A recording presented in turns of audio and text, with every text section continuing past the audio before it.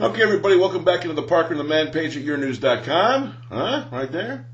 Mark Wilson with your webcam on this February 23rd already, 2010. Hope you had a great Washington's birthday. You said happy birthday to Uncle George. And you also had a nice snow day. We got about, 9 inches or so, 8-9 inches out here in the Novi, West Bloomfield Commerce area. I'm sure you got somewhere between 7 and 9 where you are in the Metro Detroit. A little snow day for you. If you get the day off, didn't matter. You still had a snow day to enjoy. We haven't had many of them this winter. Check out the piece today. The Olympics, of course. We're motoring our way to the end of the week for this final stretch run of the Olympic Games in Vancouver. And this is a piece about my hometown of Northbrook, Illinois.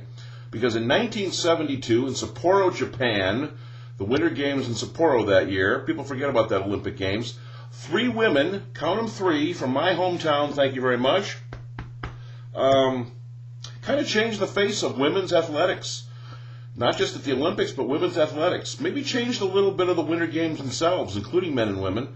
3 women by the names of Ann Henning, Diane Holm, and Leah Polis, all went to Sapporo and all did very well. Ann Henning was the darling of the Olympics, winning a gold medal. Diane Holm did very well. Leah Polis, who became Leah Polis Miller later on, actually went further in the Olympic Games in 1976 and 1980 when she won a number of medals. But these were 3 women who kind of revolutionized speed skating, the entire sport of speed skating. And my hometown was kind of known as the speed skating capital of the world. Little Northbrook, suburb of Chicago, one of the northern suburbs, part of the North Shore of Chicago. So read all about that. I'm not going to give it all away, but it's kind of a retrospective on, what is it now, 38 years ago? Can't even believe it. Henning, Holm, and Polis are now in their 50s. Diane Holm was the coach of the Olympic speed skating team for many years. She coached the Haydens. Remember Beth Hayden and Eric Hayden, who set all sorts of records. She was part of American speed skating, still is, along with Ann Henning in lore and also in practice for many moon. And they really started it all. 1972, Sapporo, Japan. Cover of Time magazine and everything. Parade in Northbrook. A little history about Northbrook itself and how it came to be the speed skating capital of the world. We had the sports complex there. We also have the Olympic velodrome for bike racing, too. And if you were a kid in Northbrook, you raced bikes if you could, and you certainly skated. Whether you played hockey or speed skated or figure skated, we were all a big part of that back then. Many, many years ago, and still happens to this day. So check that out as part of the Olympic coverage we provide for you right here on yournews.com. Speaking of that, last night, how about Canton? Give it up to Canton, Michigan. Little did the people know in Canada, in Vancouver, that Canton had such a big part of the ice dancing finals last night. The Canton Club, 1 and 2, is how they finished. The gold medal went to Virtue and Moyer from Canada, Canada's first gold in ice dancing. And the silver went to Davis and White of the American squad. So you had North America 1 and 2, I think first time ever, in ice dancing. And you almost had a clean sweep. We all know Tanith Belbin and Ben Augusto around here. They also were part of Canton back in the day. Augusto, also from Northbrook, Illinois, but trained out here in Canton. Tanith Belbin, just a gorgeous woman, and just missed the bronze. Had it going on, and the Russian couple came in and did their thing and got better marks from the judges, better scoring in the free dancing portion, the freestyle dancing, and that was that. So they just missed out and finished in 4th place. But you have 1-2 from America, Canada. Canada, Scott Moyer really kind of owned that joint last night. It was pretty cool to see, especially when they played the anthem, Old Canada.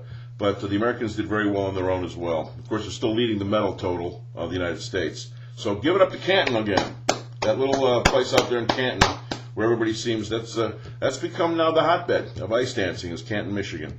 So that's part of the piece in the tweets and feeds section of the column today on the Parker and the Man page. Also, the Tom Wilson rumor to Mike Ilitch, instead of leaving the Palace and the Pistons behind and heading over and maybe overseeing what's going on with the Tigers and the Red Wings for Mike Ilitch. The Ilitch Holding Company denied the story last night. WXYZ broke the thing with Don Shane. Saw it there first. I heard some rumblings about this too. It's not a mystery. It wouldn't be a surprise if Tom Wilson went there. I still think when there's smoke, there's fire, and he will end up with Mike Ilitch and in some capacity, whether it's bringing in the new arena that Ilitch wants to build. We wrote about that if you read my column a few months ago about the new arena for the Red Wings and how they needed that, even in a bad economy. And he wants to have that. And Tom Wilson might be the guy to get that done after 32 years with the Pistons, and he really oversaw how everything went with the Palace building back in the late 80s. So it's out there, Tom Wilson, and it could be as early as today that you hear something concrete about Tom Wilson joining Mike Ilitch with the Tigers and Wings and Ilitch Holdings. Excuse me.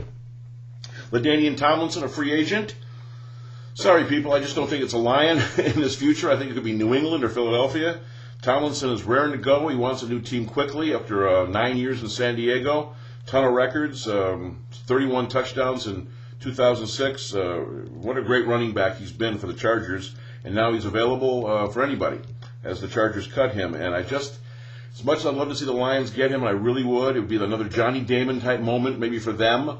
I just think he wants to play for a contender, and the Lions are too far away for Ladainian Tomlinson to make that serious, so I wouldn't expect that. Speaking of Damon, he did speak yesterday, said all the right things. He said his wife had nothing to do with any idea that he didn't want to be in Detroit. He wanted to be in Detroit. This was a place he targeted. He wants to be a Tiger. He's happy to be a Tiger. He is a Tiger on the 1 year, $8 million deal.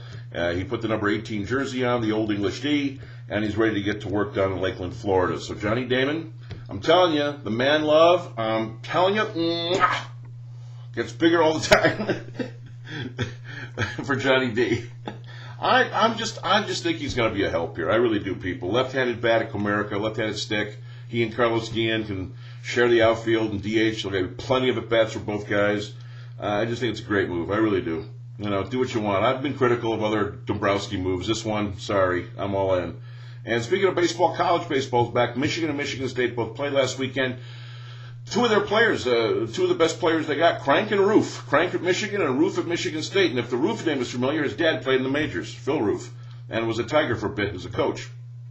Both had big weekends, and both were Players of the Week in their respective Players of the Week award areas. So check that out. You'll see what Michigan and Michigan State are up to as spring baseball has begun, if you can believe it. They play again this weekend in the Big Ten Big East Challenge they're having now, like they have the basketball Big Ten ACC Challenge. So check all that out. The story about Henning, Holm, and Polis, three great girls from the 1972 Olympic Games, Winter Olympics, speed skating in Sapporo, Japan. The ice dancing from last night, yes, I watched with great interest as Canton, Michigan ruled. Tom Wilson to the Mike Ilitch group, away from the Bill Davidson group. Tomlinson available if you want him, if you can get him. Johnny Damon speaks, and Michigan State baseball back. It's all part of the Parker the Man page at yournews.com. Check it out early and often.